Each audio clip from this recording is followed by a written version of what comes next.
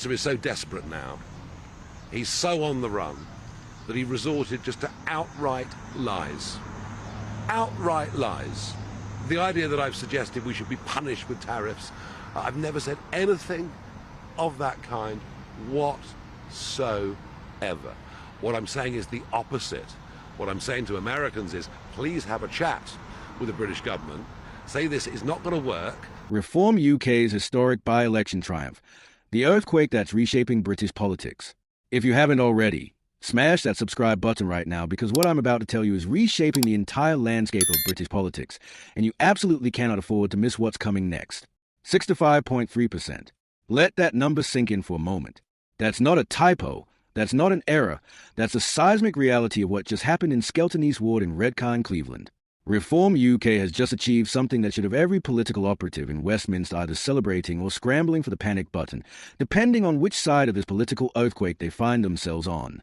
This is their biggest by-election victory ever, and frankly, it's the kind of result that doesn't just make headlines, it rewrites the rulebook entirely.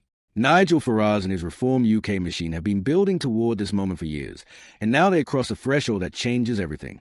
In a contest that saw Labour relegated to a distant second place with a rather embarrassing 19.2%, Reform didn't just win. They dominated with such force that the Conservatives, the previous holders of this seat, were left entirely out of the conversation. This wasn't a victory. This was a statement, a declaration that the political establishment had better start taking Reform seriously, because the voters certainly are. Now, here's where it gets particularly interesting. This 65.3% vote share edges out what was previously Reform's best performance, a 65.1% showing in Thornley and Wheatley Hill Ward in County Durham during the 2025 local elections. We're talking about marginal improvements in astronomical numbers, the kind of consistency that suggests this isn't a flash in the pan or a protest vote gone rogue. This is a pattern, a trend, a movement that's gathering momentum with every ballot cast. But let's zoom out from this single by-election for a moment, because the national picture is equally fascinating and, depending on your political allegiances, either exhilarating or absolutely terrifying.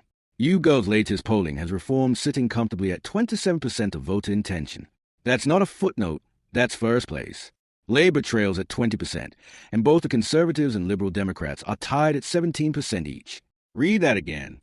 The party that didn't exist in its current form just a few years ago is now leading national polls, outpacing the governing Labour Party and leaving the once dominant Conservative Party scrapping for third place with the Lib Dems.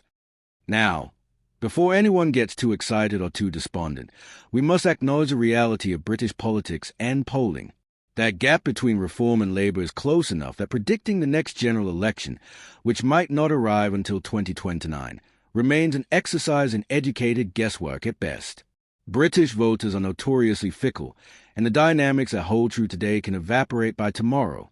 But what we can say with certainty is that Reform is no longer the fringe operation that establishment politicians can dismiss with a wave of their hand and a condescending smirk. They are here, they are competitive, and they are forcing everyone else to react to them rather than the other way around.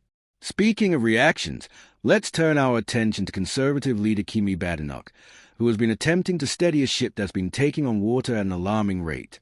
At the recent Conservative conference, Badenoch delivered what her supporters are calling a barnstorming speech, complete with policy announcements designed to recapture the imagination of voters who've been drifting away from the Tory fold. Her headline pledge? Abolishing stamp duty if the Conservatives manage to claw their way back into government at the next election. It's a bold promise, the kind of red meat offering that's designed to appeal to aspirational homeowners and property owners who've long considered the Conservatives a natural political home. But Badenoch didn't stop there. She unveiled what she's calling a golden rule for budget planning, a commitment to spend only half of any savings generated through spending cuts, with a remainder dedicated to reducing the deficit. It's fiscal conservatism wrapped in a bow, an attempt to reclaim the mantle of economic responsibility that the Conservative Party has struggled to maintain in recent years. Add to this her pledge to cut student numbers, a move she claims would save £3 billion that could then be redirected to double the apprenticeship budget, and you have a policy platform clearly designed to appeal to traditional Conservative voters whilst also making a pitch to working-class families concerned about the value of higher education. The timing of Badenoch's speech was particularly noteworthy because it came just one day after Nigel Farage's Reform UK announced that 20 Conservative councillors had defected to their ranks. 20 councillors. That's not a trickle. that a flood, and it's a kind of defection that sends shockwaves through party headquarters and sets phones ringing off the hook as panicked party managers try to prevent further hemorrhaging. More in Commons polling published that same Wednesday reinforced the dire straits the Conservatives find themselves in, confirming their third-place position in national voting intention. There was considerable speculation, the sort of fevered Westminster gossip that spread through political circles like wildfire, that a major defection, perhaps a sitting MP, would be announced on Wednesday morning, perfectly timed to overshadow Badenoch's conference speech.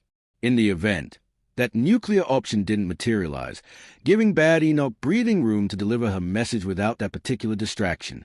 And deliver she did, going on the offensive against all her opponents in a display that showed she's not interested in playing defense. Badenoch's attacks were wide-ranging but calculated.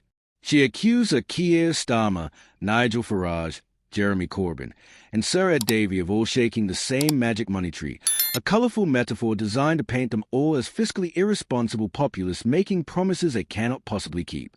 She dismissed Reform UK in particularly cutting terms, describing them as promising free beer tomorrow, the implication being clear. They're offering simple solutions to complex problems, solutions that will never actually arrive. It's sharp rhetoric, the kind that plays well with Conservative Party members who remain loyal to the cause. But whether it resonates with a broader electorate that's currently flirting with reform is an entirely different question. Whilst Badenoch took aim at reform, she reserved her most sustained attacks for Labour, which is telling in itself. She pledged to reverse a swathe of policies introduced by the new Labour government, positioning herself as the antidote to what she characterises as Labour's damaging agenda. It's Opposition Politics 101. Define yourself against the government, promise to undo their works, and present yourself as a solution to problems they've allegedly created. But here's the challenge Badenoch faces. She's fighting a war on two fronts. She needs to undermine Labour to present herself as a credible alternative government, but she simultaneously needs to stem the bleeding to Reform UK, which is siphoning off voters who once considered the Conservatives their natural home. This three-way dynamic is what makes the current political landscape so utterly fascinating and so unpredictable. Labour is in government but struggling to maintain polling momentum. The Conservatives are attempting to rebuild and rebrand under new leadership whilst watching their traditional support base fragment.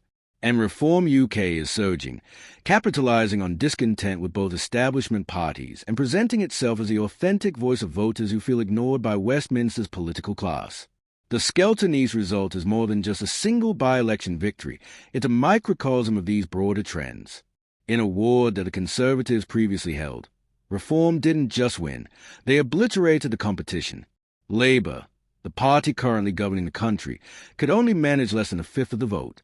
The message from voters was unambiguous. They wanted change, and they wanted it delivered by Reform UK. What makes this particularly significant is the nature of these local contests.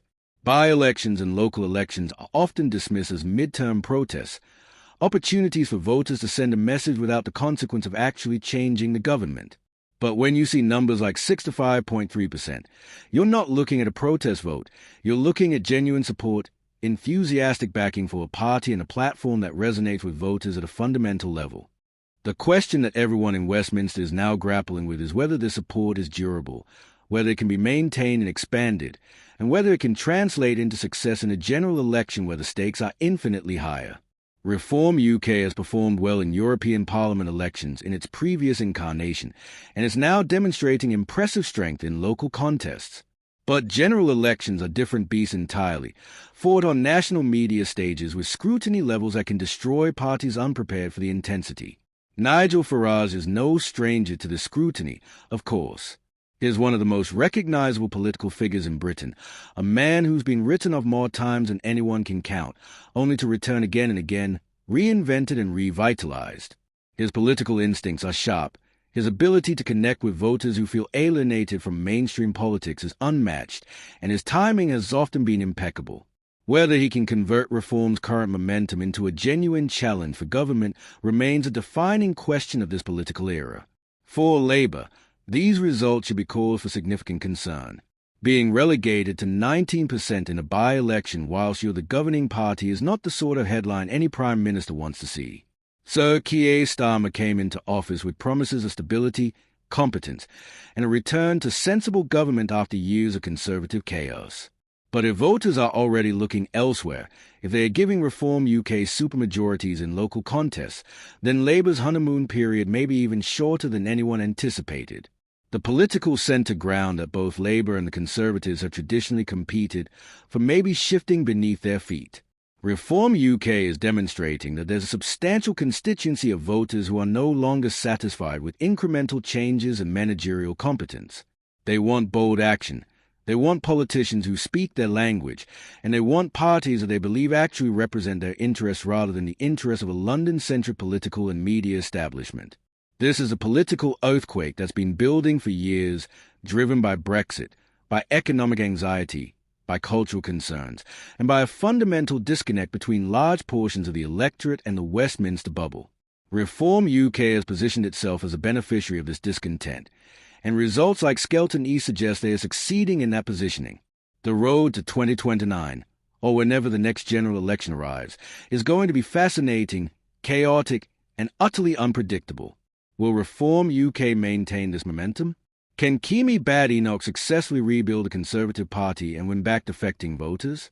Will Labour find a way to reconnect with working-class voters who are currently flocking to Reform? These are the questions that will define British politics for the next several years, and right now, nobody has definitive answers. What we do know is that British politics has entered a new era, one where the old assumptions no longer hold, where traditional party loyalties are fracturing, and where a party that barely registered in national consciousness a few years ago is now topping polls and winning by-elections with historic margins. 65.3% in Skelton East isn't just a number. It's a signal that everything has changed. The political establishment can either adapt to this new reality or be swept aside by it. Based on the evidence we're seeing, Reform UK is betting that voters are ready for something dramatically different, and in places like Skelton East, those voters are enthusiastically agreeing. Whether this translates into a Reform UK government or simply reshapes the political landscape by forcing other parties to change remains to be seen. But one thing is absolutely certain: British politics will never quite be the same again. Stay tuned to UK Connors, because this story is far from over, and the next chapter promises to be even more explosive than what we've just witnessed. Subscribe now, because you won't want to miss what happens next in this absolutely riveting political drama.